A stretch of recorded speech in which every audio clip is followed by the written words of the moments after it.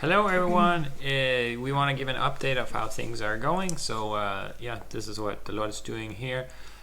We came back and settled back in well. I got the opportunity to go speak at a church plant in Copenhagen, and so we went there. We stayed with some friends. It was a nice time. And then we have the ability to go back to university and share with about all boys and friends. We had an event where we had some people come. It was a good time.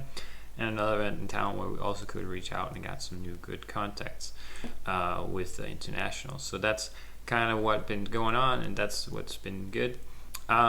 We have turned over, a lot of people have left our church to go back home.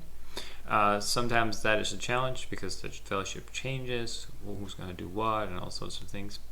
But also just the emotional part of having to send people away. Would we and can we again enlarge our hearts to love the new people? But Kathleen has a story that she would like to share about that.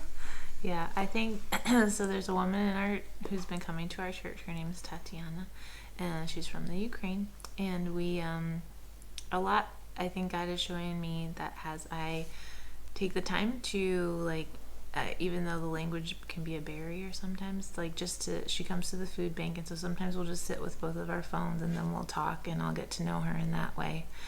This past week I also got to know a little bit more about her story, about how her and her husband met through our friend Mira translating for me. And she also came to an event that we had that was at Bethel Church for the women this week, and I could just sense there's just this love in my heart that's growing for her. And we were also able on Sunday, her husband this past Monday had eye surgery. He has glaucoma, and so to try to help him see better. And Christian and I were able to pray for him and for their daughter, Lupa. And it was after that I just, as we're praying for them, I can just sense that God is warming my heart and allowing my heart to open up and care for them. And so it is a blessing. It's a gift that God gives us to continue to do this ministry that He's called us to do. And so, it's thankful for that. Yeah, we're thankful God's working that way. And we would ask you to continue to pray for that we'll continue to have the strength and energy. Also wisdom for all the other members of our church and wanted to engage with the people from Ukraine, because it is more difficult. There is a huge language barrier. So please pray for those things and wisdom of how to do that.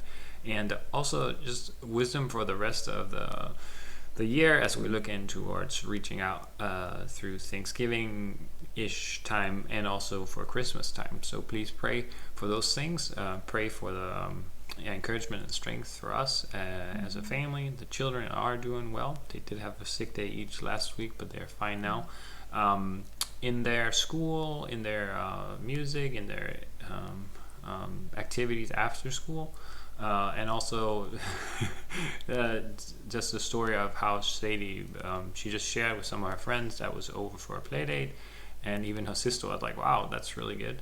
That we all share as well as she does, and just pray for our children to be continued encouraged in who Jesus is.